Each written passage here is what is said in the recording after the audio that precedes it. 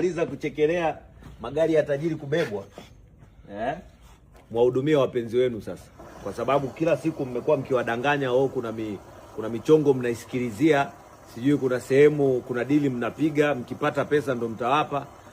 Kutwa mnafurahia kufeli kwa mwanaume mwenzenu, mnawatumia mpaka madem zenu eti tuliwaambia, si mmeona?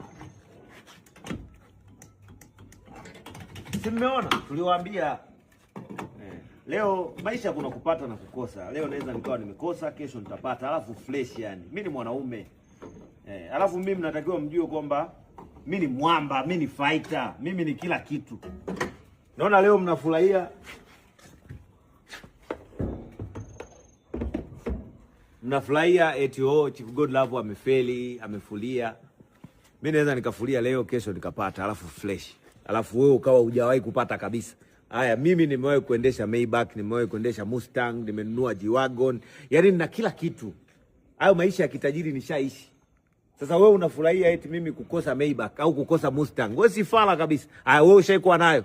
Haya, tufanye wamebeba sasa, wamechukua so kwa hiyo haya magari ya Chief Godlove yamechukuliwa. Kwa hiyo hebu niambie, kwa hiyo wewe unasemaje? Niko kwenye hii hapa sasa hivi. Utaniambia nini mtoto mdogo mwenye pesa nyingi, kiongozi wa chama na serikali? Kanailo wananisoma. Hii hapa Nairobi CBD napita, hamna mtu ananiambia chochote. Yaani mimi niwe na gari kubwa, niwe na gari ndogo, huna cha kuniambia. Yaani utajiri wangu mimi uko hapa. Akili. Sasa ndo utajua kwamba nina akili au sina. Tukutane kesho saa 11 jioni, nitakuwa live kwenye akaunti yangu ya TikTok. Hakikisha umefollow, umecomment, umelike ili nitakapokuwa live ujue kwamba mtoto mdogo yuko live. Au sio? Niko Kenya na enjoy maisha yangu, alafu sijali kuhusu mtu. Wewe jiulize, mimi sipo Tanzania, lakini kila mtu Tanzania ananiongelea. Uone kama mimi ndo mtoto mdogo mwenye pesa nyingi, alafu mimi ndo kijana mwenye ushawishi kuliko kijana yoyote Afrika. Yaani mimi kwangu hao kina sijui nini Speedy sijui nani ni taka tu mbwa. Yaani mimi nikifanya kitu changu hakuna cha Speedy, hakuna sijui cha msanii, yaani hakuna msanii, hakuna mwigizaji, hakuna yoyote ambaye anaweza akasimama mimi nikisimama. Mimi nikisimama au nikifika popote wanajua mwamba kafika.